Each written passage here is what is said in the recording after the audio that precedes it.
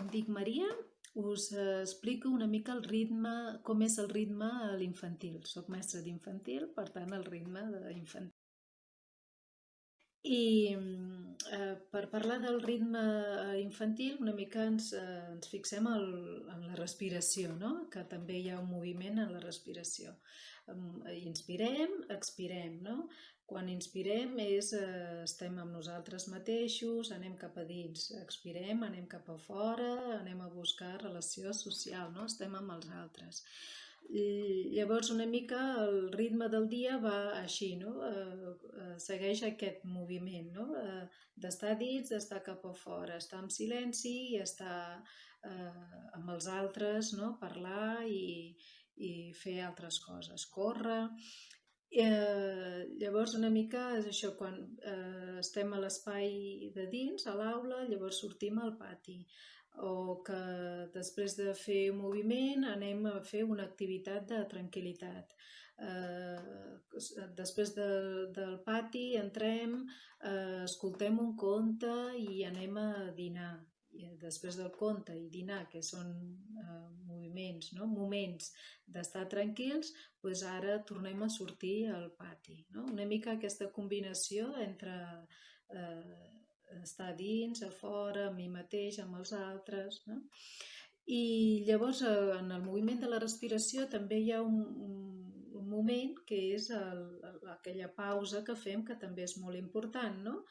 Que aquesta transició entre d'una activitat a l'altra hi ha un moment, no? Hi ha un pont que ens porta d'un lloc a l'altre. Llavors aquest moment de transició també és molt important a l'infantil. Si un nen està cansat, és el moment on li surt, no? No vol fer l'altra activitat o no vol deixar l'activitat que estava fent, no? Llavors és el moment que també necessita acompanyament de la mestra, no? De l'adult. Llavors a través d'una cançó o a través de donar-li un marge de temps perquè acabi aquella activitat o que agafar-lo a la falda, no? És el moment que necessita l'adult al seu costat. Que és un moment important i que a més és un moment que també apareix durant tot el dia, no? Cada vegada que canviem d'activitat.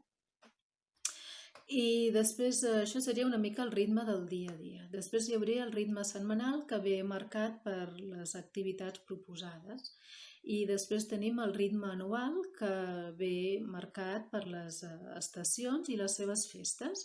Una mica el ritme el que fa és dona consciència del temps, no?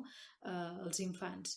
Llavors, per anar adquirint aquesta consciència del temps, el que necessita és repetició. Llavors, a l'infantil també la repetició és una cosa molt important. Per tant, el ritme va repetint cada dia, no?